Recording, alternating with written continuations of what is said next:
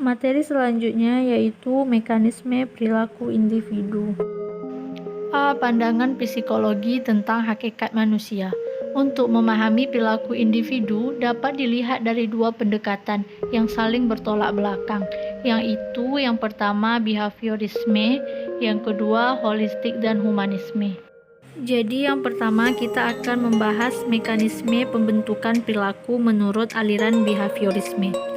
Behaviorisme memandang bahwa pola-pola perilaku itu dapat dibentuk melalui proses pembiasaan dan penguatan atau reinforcement dengan mengkondisikan atau menciptakan stimulus-stimulus atau rangsangan tertentu dalam lingkungan.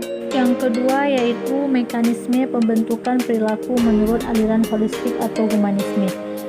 Holistik atau humanisme memandang bahwa perilaku itu bertujuan, yang berarti aspek-aspek intrinsik atau niat, motif, tekad, dan dalam diri individu merupakan faktor penentu untuk melahirkan suatu perilaku, meskipun tanpa ada stimulus yang datang dari lingkungan. B. Taksomoni perilaku individu.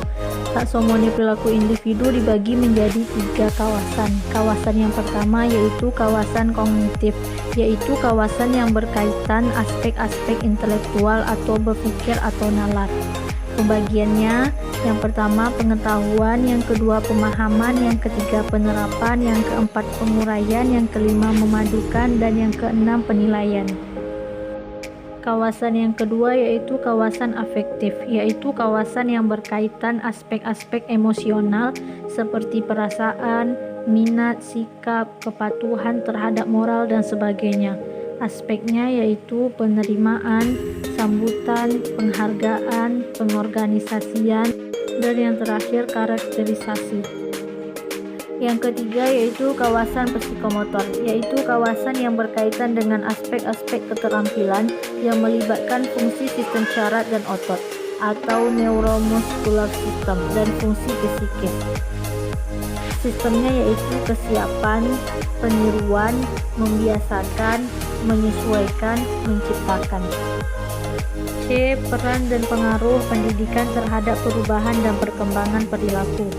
1. Bagi kalangan behaviorisme, pendidikan dipahami sebagai alat pembentukan watak, alat pelatihan keterampilan, alat mengasah otak, serta media untuk meningkatkan keterampilan. Yang kedua, bagi kalangan humanisme, pendidikan lebih diyakini sebagai suatu media atau wahana untuk menanamkan moral dan ajaran keagamaan, atau sebagai wahana untuk memanusiakan manusia, serta wahana untuk pembebasan manusia.